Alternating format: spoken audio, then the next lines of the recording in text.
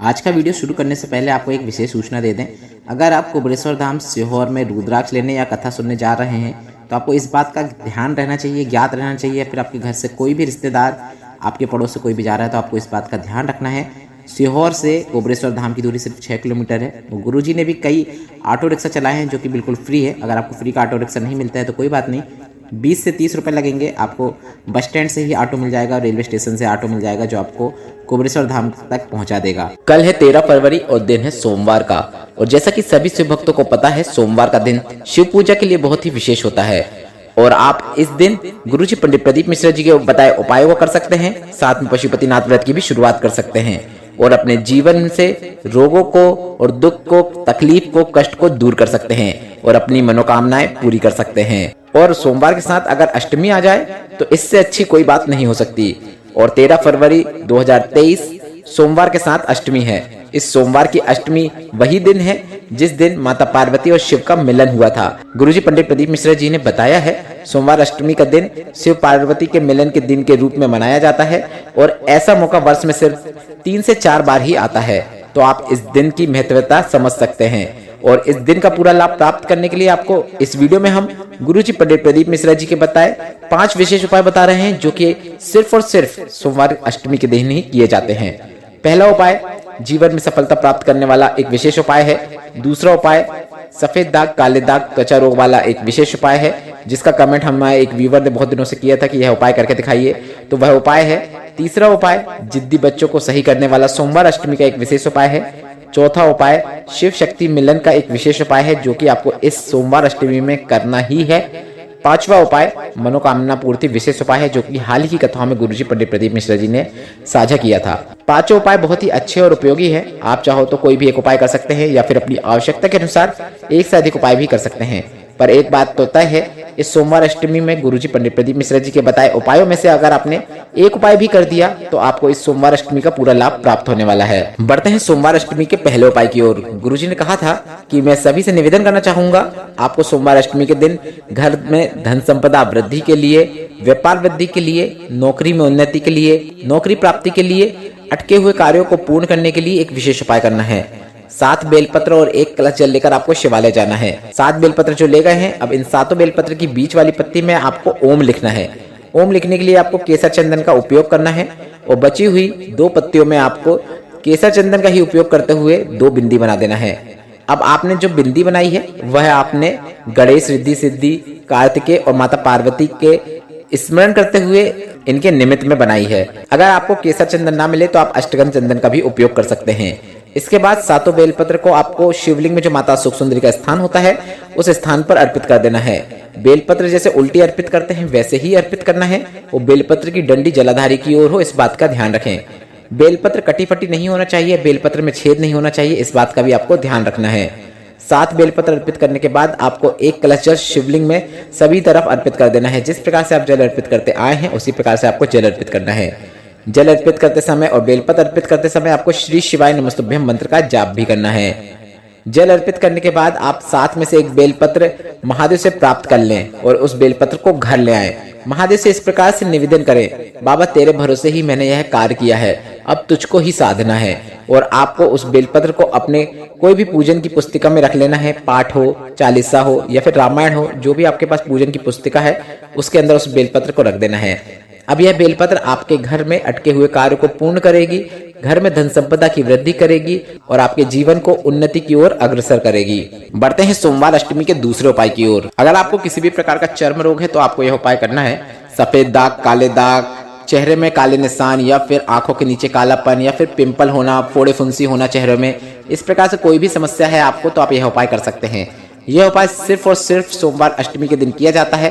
तो आप यह उपाय 13 फरवरी की सोमवार अष्टमी को कर सकते हैं या फिर भविष्य में आने वाली किसी भी सोमवार अष्टमी में आप यह उपाय को कर सकते हैं।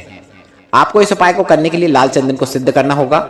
सिद्ध करने का तरीका इस प्रकार है, आपको लाल चंदन का लेपन पीपल के पत्ते में करना है। मतलब आप एक पीपल का पत्ता ले लीजिए और अब इस पीपल के पत्ते में आप अच्छा सारा लाल चंदन लगा दें। पीपल के पत्ते में लाल चंदन का लेपन करने के बाद आपको शिव मंदिर में जाना है और पीपल के पत्ते में लगाया हुआ चंदन का उपयोग करते हुए आपको शिवलिंग पर एक त्रिपुंड बनाना है। त्रिपुंड का निर्माण करना है। त्रिपुंड का निर्माण भी वैसे ही करना है जैसा हाल ही की कथाओं में गुरुजी पंडित प्रदीप मिश्रा जी ने हमें बताया है। सबसे पहले आपको अपने हाथ के बीच की 2 उंगलियों का उपयोग करते हुए शिवलिंग पे 2 लाइन खींच देना है। इसके बाद अंगूठे की बाजू वाली उंगली का उपयोग करते हुए आपको इन्हीं 2 लाइनों के नीचे तीसरी लाइन बना देना है। और इस बात का ध्यान रखें, आपको पीपल के पत्ते में अधिक मात्रा में चंदन रखना है, क्योंकि इसका उपयोग आपको आगे भी करना है। अब आपने अपने जिन हाथ की उंगलियों का उपयोग करते हुए शिवलिंग पर त्रिपुण बनाया है, तो आपके हाथ की उन उंगलियों में भी चंदन लग गया होगा। यह सिद्ध चंदन है। अब इस चंदन का स्पर्श आपको पीपल के पत्ते में जो चंदन है उसमें कर देना है। इस प्रकार से पीपल के पत्ते का पूरा चंदन सिद्ध हो चुका है और इस पीपल के पत्ते को जिसमें चंदन है उसको आपको घर लेकर आ जाना है। इसके बाद इसी पीपल के पत्ते से थोड़ा थोड़ा चंदन प्राप्त करके अपने नहाने के पानी में मिलाकर आपको स्नान करना है। इस चंदन का उपयोग आपको 5 से 6 दिन तक करना है। इस बात का ध्यान रखें, गुरुजी ने कहा है 5 से 6 दिन के बाद इस चंदन का उपयोग ना करें, 5 से 6 दिनों में ही इसका पूरा उपयोग कर लें। पीपल के पत्ते का उपयोग करने के बाद इस पीपल के पत्ते को आप अपने घर के कोई भी गमले में छोड़ सकते हैं या फिर कोई भी वृक्ष के नीचे जाकर छोड़ सकते हैं। गुरुजी पंडित प्रदीप मिश्रा जी ने बताया है, इस प्रकार से सोमवार अष्टमी में सिद्ध किए चंदन से स्नान करने से आपको त्वचा रोगों से मुक्ति मिलती है। लाभ जरूर देखने को मिलेगा।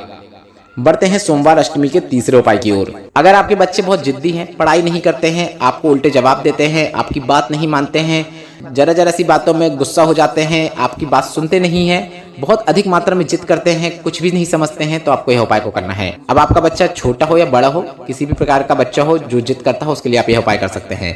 सोमवार की अष्टमी के दिन आपको अपने बच्चे के हाथ से शक्कर को शिवलिंग पर अर्पित करवाना है। मतलब आप अपने बच्चे को एक कटोरी में शक्कर भर के दे दें और उसे कहें कि शिव मंदिर में जाकर इसे शिवलिंग पे अर्पित कर दे। और शिवलिंग में शक्कर अर्पित करते समय उसे अवधूतेश्वर महादेव का नाम लेना है। इसके बाद 1 लोटा जल शिवलिंग पर श्री शिवाय नमस्तुभ्यम बोलते हुए अर्पित कर दें। अब बच्चा छोटा है या फिर यह उपाय नहीं कर सकता है, तो आप उसके हाथ से शक्कर को स्पर्श करवा दें, जल कलश को स्पर्श करवा दें और आप उसके निमित्त यह उपाय कर सकते हैं। पर आप कोशिश करें कि छोटा बच्चा जो है वह यह उपाय को करे, तो काफी अच्छी बात रहेगी। उसी के हाथ से आप शक्कर और 1 कलश जल अर्पित करवाएं। इस सोमवार अष्टमी के दिन ही यह उपाय करवाएं, क्योंकि यह उपाय सोमवार अष्टमी के दिन किया जाता है। गुरुजी ने बताया है, बस इतना कर देने से बच्चे जिद करना छोड़ देते हैं, जिद्दी नहीं होते हैं और आपकी बात सुनना प्रारंभ कर देते हैं। बढ़ते हैं सोमवार अष्टमी के चौथे उपाय की ओर। सोमवार अष्टमी के दिन मनोकामना पूर्ति का एक काफी अच्छा उपाय है। अब आपकी मनोकामना किसी भी प्रकार की हो सकती है, रोग मुक्ति, धन प्राप्ति, नौकरी प्राप्ति या शीघ्र विवाह। मतलब आप किसी भी प्रकार की मनोकामना को मन में रखते हुए आप यह उपाय कर सकते हैं। सोमवार अष्टमी के दिन गुरुजी ने आपको यह उपाय करने को कहा ही है। आप भले कोई उपाय ना कर पाए, पर इस उपाय को आपको करना ही है। सोमवार अष्टमी का दिन शिव पार्वती के मिलन का दिन होता है और अगर आप इस दिन कुछ भी नहीं कर सकते हो तो आपको एक काम करना है। प्रदोष काल में, मतलब शाम के समय, सूर्यास्त के 45 मिनट पहले से सूर्यास्त के 45 मिनट बाद तक का समय प्रदोष काल कहलाता है। तो आपको प्रदोष काल में शाम के समय शिवालय में जाकर शिवलिंग में एक बेलपत्र अर्पित करना है। आप एक घी का दीपक भी प्रज्वलित कर सकते हैं। घी के दीपक में आप गोल बाती का उपयोग करें या फिर लंबी बाती।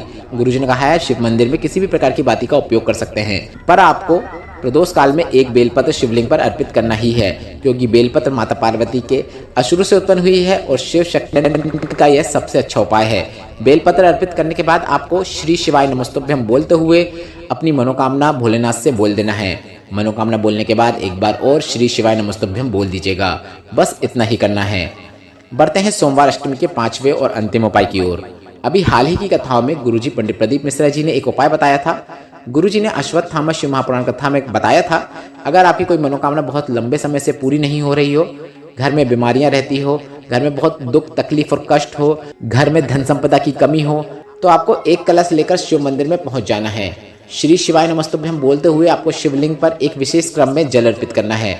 सबसे पहले गणेश भगवान के स्थान पर जल अर्पित करें, इसके बाद शरण कार्तिकेय भगवान के स्थान पर जल अर्पित करें, इसके बाद माता अशोक सुंदरी के स्थान पर जल अर्पित करें, इसके बाद माता पार्वती के हस्तकमल मतलब शिवलिंग का जो कटी भाग होता है उसमें जल अर्पित करें और अंत में जल आप श्री शिवाय नमस्तुभ्यम बोलते हुए शिवलिंग के ऊपर जल अर्पित कर दें। पर इस उपाय में आपको इस बात का ध्यान रखना है, जल पूरा आपको शिवलिंग में अर्पित नहीं करना है। थोड़ा सा जल अपने कलश में बचा के रख लेना है और इस बचे हुए जल को आपको बेलपत्र के पेड़ के नीचे जाकर अर्पित कर देना है। बचा हुआ जल बेलपत्र के पेड़ के नीचे अर्पित करने के बाद वहीं पर बैठकर आपको 1 मिनट तक श्री शिवाय नमस्तुभ्यम मंत्र का जाप करना है। इसके बाद अपनी मनोकामना भोलेनाथ से बोल देना है। बैठने की जगह अगर वहां पर नहीं है तो आप खड़े होकर भी श्री शिवाय नमस्तुभ्यम मंत्र का जाप कर सकते हैं। बस इतना ही करना है। यह उपाय आप वैसे तो किसी भी सोमवार के दिन कर सकते हैं, पर यह सोमवार अष्टमी की काफी अच्छी तिथि है, तो इस दिन करके आप अपनी मनोकामना भोलेनाथ से जरूर बोलिएगा। इस वीडियो में बताए गए उपायों से संबंधित प्रश्न आप इसी वीडियो की कमेंट के जरिए हमसे पूछ सकते हैं। हम आपके सभी प्रश्नों का उत्तर जरूर देंगे। और मेरे द्वारा दी गई यह जानकारी अगर आपको थोड़ी सी भी उपयोगी लगी हो तो वीडियो को लाइक करके कमेंट बॉक्स में हर हर महादेव टाइप करना मत भूलिएगा। श्री शिवाय नमस्तुभ्यम। हर हर महादेव।